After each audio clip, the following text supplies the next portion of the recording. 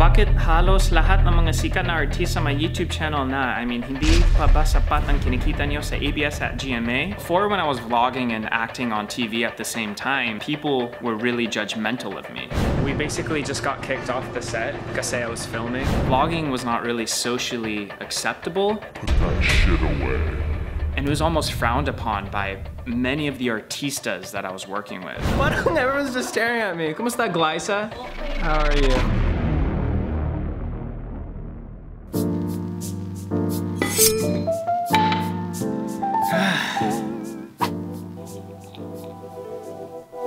YouTube. YouTube. YouTube. YouTube. YouTube. YouTube. YouTube. The viral motherlode. It's a platform to upload videos, which has now become a livelihood for many.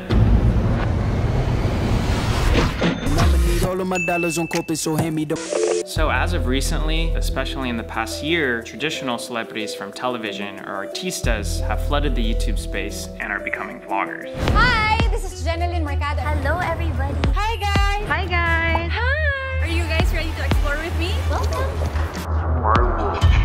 Almost the majorities of artistas have YouTube channels now, and it's almost like it's a prerequisite or a requirement for up-and-coming showbiz talents. Star Magic, GMA Artists Center type hopefuls who want to expand their presence and penetrate the entertainment industry. So as more and more artistas join the YouTube platform, it's caused a bit of a commotion with the online community questioning their motives as they criticize the necessities of this online invasion of traditional celebrities. How much can an influencer earn? Sa YouTube, oo. aabot po siya ng... Can go millions, ha? Siyempre, pag artista, medyo mas mataas yung presyo. As time progresses, I frequently see more and more comments regarding this matter, and I recently chanced upon this tweet that was going viral. It says, "Bakit halos lahat ng mga sikat na artista may YouTube channel na? I mean, hindi pa ba sapat ang kinikita nyo sa ABS at GMA? Ibigay nyo sa mga content creators. Wala naman talaga akong magagawa pero napupunta sa kanila ang views ang yayaman naman nila. Hihi."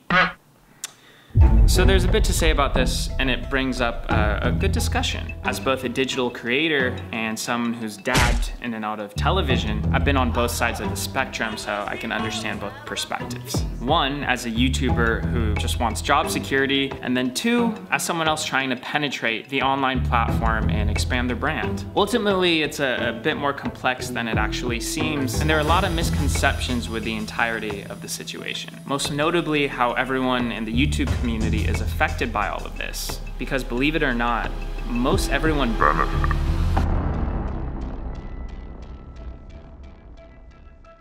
The whole trend of artistas going to YouTube has been beneficial for both YouTube itself as a business and subsequently for most YouTubers like myself. The reason behind this is because with more viewers on the platform, you have a larger chance of growing your audience and reaching a different market that didn't even know that you existed. I remember back in 2016 when I just hit 100,000 subscribers, only 3 years ago. Teka, nasisila ako. Bakit kasi may ilaw dito eh?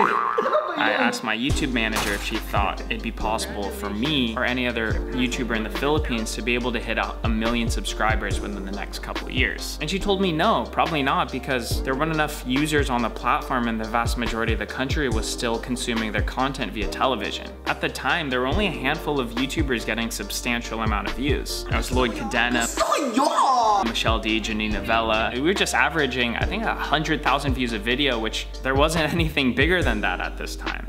It's pretty amazing how much views she gets, because Casey and I started vlogging in March of 2015. He started it all. And he only gets a million views a video. She gets 3 million views. And it's so easy for her. Because I'm the best vlogger in Taytay. We all collaborated with each other. You can call this a collab because, hey, diba? Look, Yes, we're together! yeah. But even with that, none of us could break that 200,000 subscriber mark. It was a different time, and during this young era of vlogging, you know, I was obsessed with this new form of online media. In addition to that, I really believed in my content. I've been in the editing cave for a few days now. And I wanted to reach as many people as possible. So I figured the best way to help us all out was to capture the television audience and bring them over to YouTube.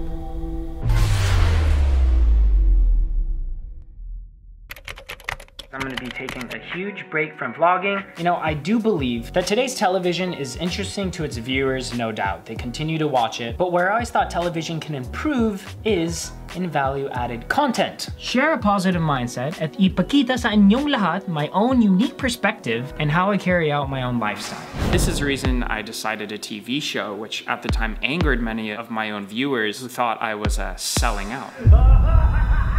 But what many people didn't realize was I never had any intentions of becoming Artista. I know many of you will be against this, but remember, this is only temporary. Once it's over, I'll be back doing the same thing I've always been doing, but now just having reached a larger audience and growing this family. And the #1 reason that I joined PBB was to introduce vlogging to the mainstream world who didn't know anything about it. I didn't really watch vlogs before, and honestly, I don't even know what the difference of a blog and vlog, LOL, but since I'm addicted in PBB, I just stalk all the housemates, and that's why I discovered vlog. Now I found out that vloggers are really influential and inspiring. They tell us how to enjoy life, even in simple things. They prove to us that no matter how hard the life is, we must enjoy and be happy in different ways. They also help us to be ourselves, just like what they're doing. And I think these are the reasons why now I'm addicted to vlogs instead of teleseries.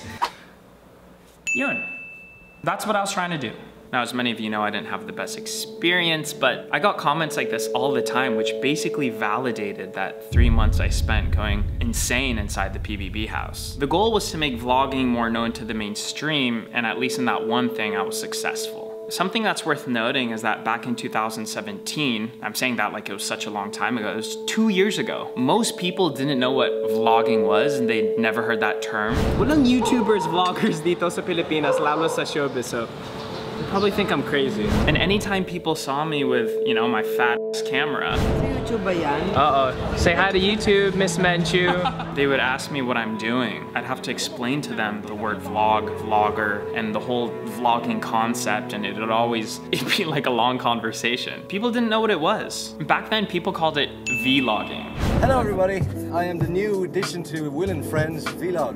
While we're in the house, I convinced almost every single one of my housemates to become a YouTuber and pursue vlogging as a career, and many of them became successful doing it. Ganito talaga yung buhay vlog. Because when I started... Kanya-kanyang hawak ng camera, kanya-kanyang komentan. Hindi sila nagpupulong-pulong sa camera lang lahat nakatingin. Hi guys!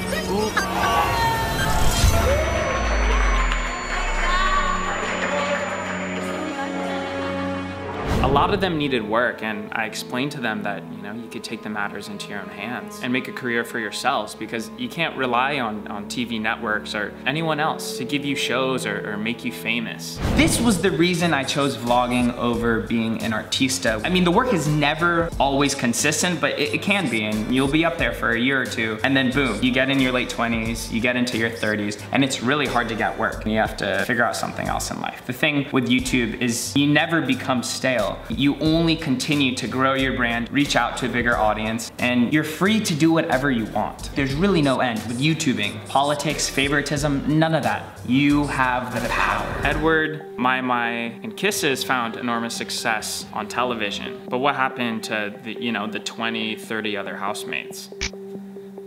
After PBB in 2017, it was the first time Artistas started to join YouTube and try out vlogging. You have Cian Lim, Inigo Pascual, Andrea B. And it's good, you know, because you're seeing that there's a new way to do these things, to entertain, to be yourself, to be creative, to express yourself. And this really excited me because I could feel that this was the beginning of the crossover.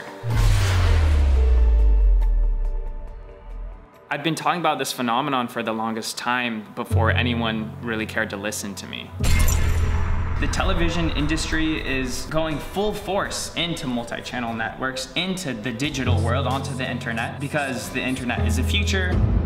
TV is just gonna go all online one day, really fast in the States. The Philippines is just a couple years behind. ABS, GMA, from 2017, 2019 respectively, they're gonna be going digital. Online entertainment is all moving to the internet. Everything I said in these videos 1 year ago, everything I foresaw, it came true. The reason this made me so happy was because it was like we as YouTubers were becoming validated. Before, when I was vlogging and acting on TV at the same time, people were really judgmental of me. We basically just got kicked off the set because I was filming. Vlogging was not really socially acceptable. Put that shit away. And it was almost frowned upon by many of the artistas that I was working with. Parang everyone's just staring at me. Kumusta, Glyza? How are you? Ganon pa rin? Weird.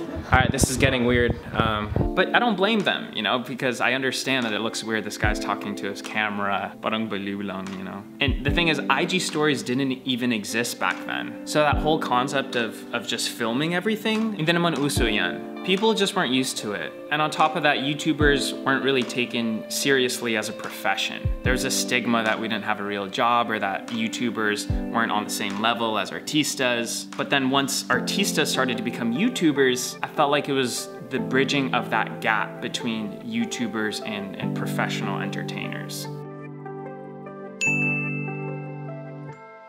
Now, I helped introduce vlogging to the mainstream media, but the person who really paved the way for Artistas to really start doing it was Alex Gonzaga. Hi! There were a lot who started before her, but she was really the first one to transcend her career and successfully cross over to the digital platform. Hi everyone! It's makeup time with me, Alex. Many of them eventually gave up on it or just weren't able to transition over quite the way that they wanted to. But when Alex did it, she blew up like no one had ever seen before. And she really set an example and showed the possibilities that could come from expanding out from traditional media. Even till this day, she's the only traditional artista that gets these max deal type endorsements because of her digital star power and not necessarily from what she does on TV. Now, going back to that viral tweet, hindi pa sapat ang kinikita nyo sa ABS at GMA. You know, for a lot of them, maybe not. The showbiz industry is competitive as and it can be a snake pit. With TV moving digital, the system's constantly evolving and staying relevant is really difficult. So in order to stay on top, you really have to adapt. Or in the wise words of Ice-T, don't hate the player, hate the game. And even if they do have money, you know, whatever, that's their business and you gotta respect their hustle. The important thing is that they're making an honest living. You know, they're not harming anyone and they're not stealing from anyone. The money that they're getting is simply coming from advertisers who are big companies with a lot of money that they're willing to spend. The beauty about YouTube is it's a meritocracy. You know, anyone is free to join and for the most part, people have equal opportunity in making it. Plus, it's a collaborative community. We all help each other out. Vlog squad mindset since day one, we rise by lifting others. The main highlights of this trip and YouTube in general is community. We just spent 3 days talking about YouTube, listening to inspirational stories and meeting other creators, like-minded individuals who share the same passion, struggles, and sentiments. Each creator I met has their own unique propelling story, including Alex, and we were able to converse on a somewhat deeper level, you know, past small talk entertainment. May natutunan ka ba? Oo. Paano kumita? Ang sarap ng red beans.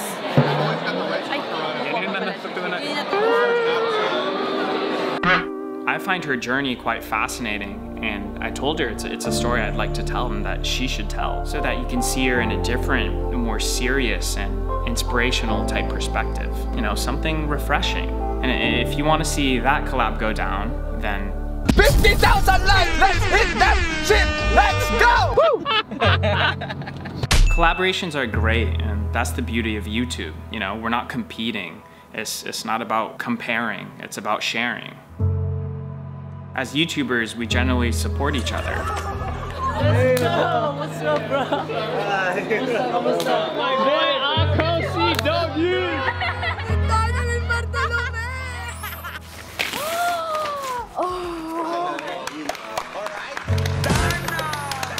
What Alex and other artistas do is not gonna affect us. It's not gonna affect the number of views that we get, nor the brand deals or endorsements. It really doesn't matter who else is on the platform. As long as you continue to make unique content and provide value to your audience, you'll do just fine. At the end of the day, all we wanna do is exercise our passion, whether it's through being informative. This is a very traditional ritual that they do here. Or just being entertaining. Ultimately, Artistas coming to YouTube brings more viewers on the platform. And in turn, this brings more advertisers, so everyone wins. Jejemon! May mga Pokemon dito, Jejemon dito.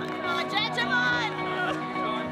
And in regards to the competitive aspect, there's no competition when you're manifesting your own lane. Oh, yan na. All right, I want to give credit to Jericho for that tweet and starting this whole discussion so that everyone can better understand how the system works and how we all benefit. This video wouldn't be possible without you. I think the tweet was meant in good nature, you know, like a protective mother who cares about her children, us YouTubers, and our job security. But it was just a bit misguided. Ultimately, it's a positive situation for everyone, and if you want to look at it as competition, then I think it's a nice challenge for us to continue working to the best of our capabilities in creating great content. Thank you to YouTube for inviting me to Creator Summit. I learned a lot and met so many cool people, and I think it's a, it's somewhat a prestigious honor to be invited to that, and I'd love to do it again next year.